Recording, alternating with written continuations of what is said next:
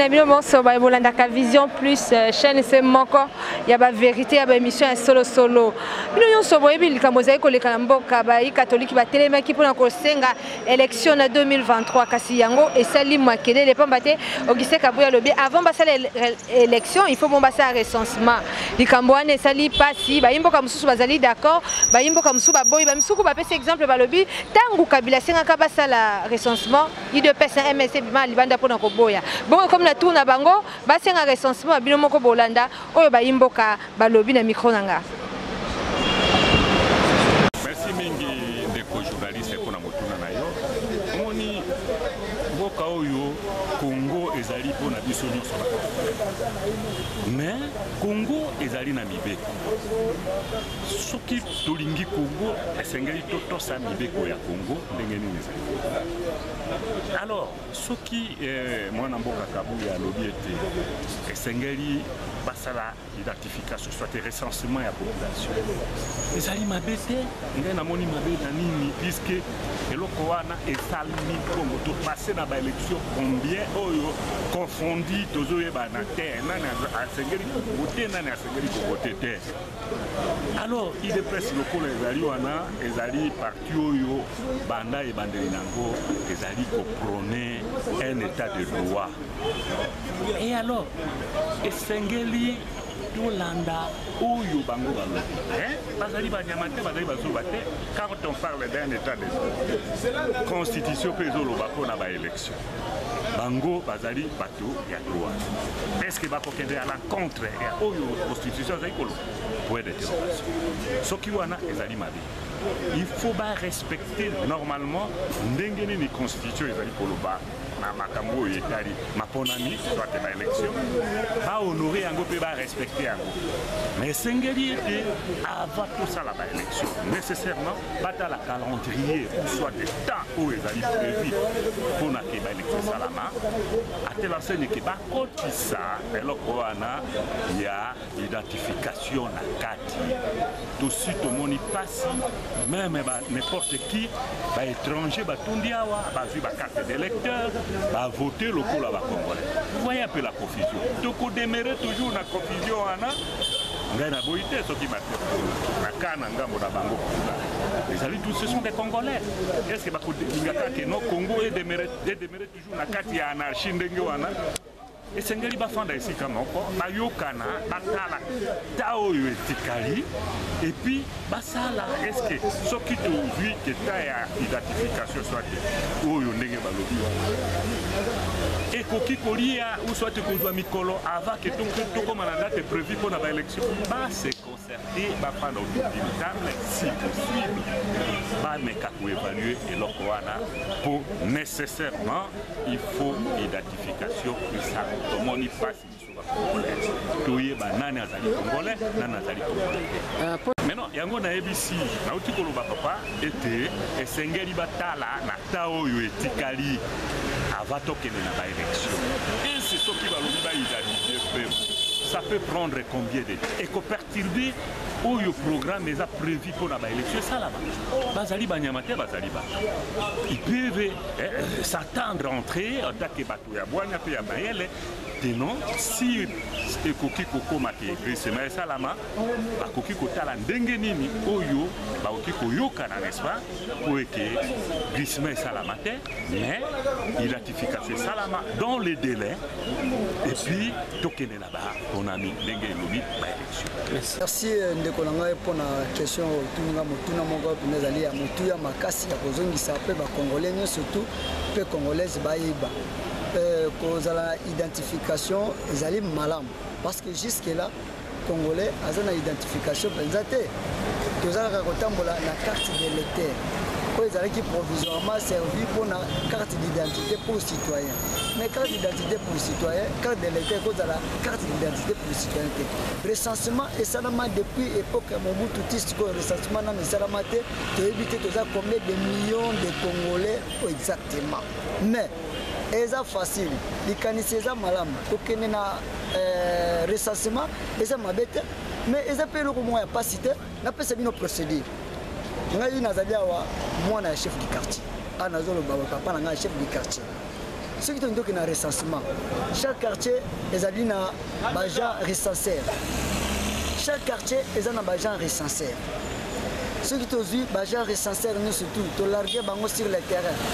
Chaque commune, chaque quartier doit responsabilité au sein de la recensement. Agent chargé à recensement, auto ben agent recensaire bazali.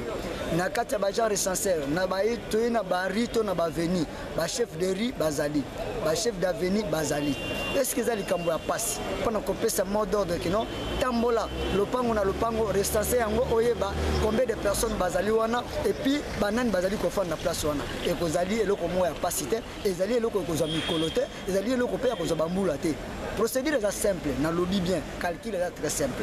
Ce qui va vite au Kenya, attend un recensement, oui, d'accord. Les services, c'est agents de l'État basali, fonctionnaires de l'État basali. Comme on chef du quartier, eux base. Chef du quartier a une situation après si on a atteint des agents recenseurs sur le terrain. Le chef du quartier a atteint la commune a atteint le gouverneur de la ville, gouverneur de la ville a atteint le ministère intérieur. En un laps de temps, nous avons les résultats complets. On a eu recensement, ça n'a pas été. Et vous avez prétexte que nous pouvons freiner l'élection. Vous avez été la procédure, on a fait si bango. Va utiliser le chef du quartier, basant dans agent recenseur, basant dans chef de riz. Nous surtout que simple comme bonjour. En un laps de temps, ma campagne fait estimer qu'il y a une élection. Pour ça, le recensement, ils allaient m'abêter pour que tout y ait babafoué congolais. Mais et le Coran, tout le monde fait ça la maladie, les mots de la constitutionnelle. Constitutionnelle comment? Et ça est débordé pour ne pas violer la constitution en Bokate. Il veut qu'on lui cause en Boka. Pas violer en côté. Et ça, et ça permettre que les Congolais, parce que jusque-là, le pays est vraiment en mélanger avec les étrangers. Et donc, ça fait permettre que les Boka voter, parce que les étrangers, parce que l'élection à Bisso, et donc, on a les travaux et avoir pour permettre que prolongation est dans la tête pas violer la constitution en Boka parce que 2023 élection est allée selon la constitution en Boka parce que chef de l'État Azali Moutoyo est crédible. Azali Moutoyo ba tout pays ça est sous il faut à niveau de l'Union africaine. Il faut que Azala exemplaire à suivre la responsabilité va payer. Il faut que organisation et élection et ça la délai constitutionnel pour permettre transparent et permettre à Azali Moutoyo à l'autre Samibeko Yamboka. C'est ça Yango biso todo senga keloko wana ba makele le ba rimer au bande comme ça bato tiens la intention OK recensement et mais quand déborder en tout cas bloc wana to se pela ngote to za na état de droit mutu mo tata likola mibeko il faut que tout ça mibeko ya mboka pour te ba na mboka ba sentir que état de droit existe vraiment voilà un peu yango le ko biso to senga makonzi ya mboka il faut que la préparation l'organisation est dans le plus possible pour permettre que nous sommes déjà en 2021 2022 alors 2022 année où ma bonne et do salama il faut qu'on a trouvé quand même dans mois d'avril, dans mois de mars, dans mois de mai. Dans mois de mai, il faut que le bloc et après permettre que dans mois de recommande déjà dans 2022 dans 44 nangwana recensement ici là pour que banambo kabaye baba vrai congolais parce que les étrangers basé belé dans Katia Congo. Pour nayo idée ya recensement, ya identification ça n'a pas habité. Ça m'a habité, ça m'a parce que tout le monde a mikili mususu auto mais tapé au tambola, ce que même la Brazzaville aux hommes na Bangolais, la Brazzaville, la carte na bango, la carte des citoyens. Oh, ils ont permettre que banamboka. Mais carte électeur, la carte pour permettre pour ça l'élection pour voter et si c'est fini. Maintenant tout autant bon nango, ils avaient pas propreté, na payer mususu. Tous avaient mal ya kutula makasi. Donc la carte est pour l'élection, ils ont identité à Moutouté. Ils ont pour l'élection pour voter président. C'est fini, la carte comme dans les États-Unis, et van nanda pour la carte d'identité à Batoufé ça. Et ça là, eux dans le Canada congolais. Il y a maladie, il y a coronavirus et ça m'a bête tout le monde déjà en boka mususu avec mususu déjà bandu mais toujours c'est na vaccination là ba bandango na médecin nous ba médecin ba ko bazali ba corps médical ba bandano ba biloko voilà pour permettre la population les petits peuples ba va suivre ndenge ma besoin kende alors ba bazala exemple pour la maladie ils a bien été na kati ya les autres ya moto. C'est pour cela que moto fa zala nous autres makas nous autres kolongo pour asala musala Pour la compétition vaccin et dans ma bête tout le monde déjà ma mikili mususu ba inspecter déjà ba ndimi yango alors biso to sengi ke ezala na ndenge moko ba norme et bandana na ba médecin bango ba meka ko yango total ba réaction yango ndenge ko se passer après la population ko zablo ko c'est pas problème. Pour ne vaccin ça non ma bête. Vaccin ça ma bête et là pour na ko pesa biso ko battre la biso na kati ba épidémie oyo parce que l'épidémie est bien parce que quand l'épidémie dans na mboka bato bazo kufa tout ça les autres ça biso passe que biso ba politique alors bato bazo kufa wala bango nde bazala ka pour on pesa biso force pour la soutenir biso alors to dans les 50 que tozo bungisaka une grande nombre de population les habitants côté makasi vaccin wana to miango mais ba médecin bazala batali boso oyo ba exemplaire ba fongoli zela après le petit peuple ba poursuivre ndenge makameto qui est nécessaire au biso to sengi yango wana mais pour que le gouvernement union sacrée tout le monde déjà moi en mboka déjà ça m'a déjà bima déjà tout de la quand le gouvernement bima tanga ba ministre o ozala wana to sengi ke ba ministre o ba kozala wana ba mimela biso ba nouveau ba o ba travailler mingi te parce que le Congo est dans besoin que bato ya sika bato ba koyana makanisi ya sika. Alors, tout ce que le chef de l'État a promouvoir les jeunes politiciens. Parce qu'il y a une grande partie à Vina Bango pour Belamboka, pour défendre les valeurs. Alors, je suis en train de se jeune à Batouana, Biso, Oyo, Toto, Belamboka, Oyo, Toto, la commune à Biso, je suis en Boka, attends l'appel, je pense à Biso, parce que Mboka, Oyo, est dans la besoin bilingue.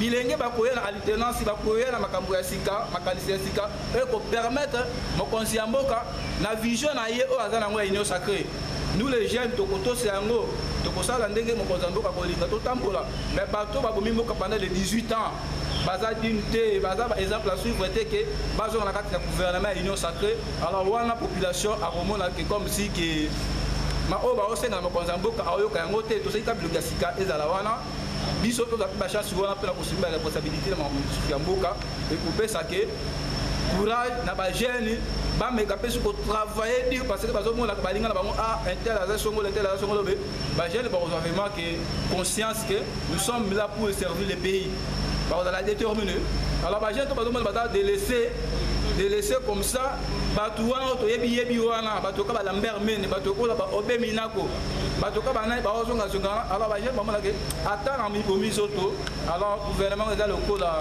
il y a un réseau seulement au cas bazon saka bango na bango alors to sena mokonzi ya mboka fati béton ata la peka na biso ba jeune parce que to ya chômage est augmenté chez les jeunes to ici ba classe ebele bazana bandaku ba osala lelo ko moko te to sena mokonzi ya mboka ba biso o tozolo ba bandeko bazolo baloba ba biso tozaki bato o ba ko mabiso ba mentor ya ko kena sika wana akoko consommer biso na niveau ya etando enene donc azo mona jeune oyo azana courage azolo bela mboka alors comme pe yango les na sewa okoko zabe comme surprise les a raté parce que quand ba surprise c'est que ça a déjà attention mo konza mboka biso ba jeune toza déterminé après ça biso ba responsabilité pour na mboka oyo parce que bato wana baza sur énergie soute oyo ya komema mboka oyo na en avant biso toza wana tokosunga chef de l'état na oyo nyonso akosenga po ke mboka oyo peuple congolais abunga makambo etali chômage toluka moyen ya kosa améliorer la condition de vie. Merci. Ingeta. Merci. Et le Caliboso, il faut préciser, Maloba Ndeko Augustin Kabouya Lobi et Tali UDPST. Augustin Kabouya, secrétaire général de la UDPS, a émettre opinion à personnel. Congo, tout a plus de 90 millions de Congolais. L'opinion d'un individu comme Kabouya est engagé, ni UDPS, ni chef de l'État, ou garant de la nation, encore moins la CENI, ou la pouvoir et à organiser l'élection. Makambo ya recensement, il y a le Gomachi, ou va imposer la population d'Ambiso. Ces pays ici, nous n'avons pas une carte d'électeur viable aujourd'hui. La carte d'électeur que nous avons est expirée. On n'a pas la carte pour citoyens. Document de la Kanango dans Boka où il y a un passeport. Et ce n'est pas à peu près 2% de la population qui n'a pas un passeport. Ce n'est pas maintenant que Kabouya veut régler les problèmes de recensement. Ayebi na Boka où Makila et Tanga pour conditionner l'élection de recensement. Ce qui Kabouya n'est pas prêt pour une élection, que les peuples congolais ne vont pas accepter cet affront au Alingasa Nabiso. pouvoir est bien, critique est bien, mais les lots UDPS ça dans le pouvoir, ok? Il ne faut pas au tambola, au marcher sur le combat automena qui lobby. Tous ceux qui ont milité pour la démocratie et pendant le temps soit peu n'importe quoi Kabila Kende. Nous n'allons pas accepter Makambouana et il faut dissocier discours il y a Kabouya, il y a point de vue officiel à UDPS. Il faut dissocier discours il y a Kabouya, n'a point de vue officiel à Mokonyamboka, même si lobby a il y a UDPS. Donc, nous pensons pour ce qui nous concerne en tant qu'ensemble, pour qu'il y ait une élection, il y a beaucoup de que jusqu'aujourd'hui, il est encore possible d'avoir les élections en 2023. Ce qui te dit réforme, c'est ça que ça la proposition dans ma capitale constitution. Quant au retour, il y a 2 tours, il y a tour moko. Parce que 2 tours, il y a la conséquence constitutionnelle, il y a pour ça que Moukonzi a élu, a plus d'assises et plus d'ancrage. Ma capitale loi électorale, nous avons Christophe Tundula a assez à sa proposition à la loi comme parlementaire.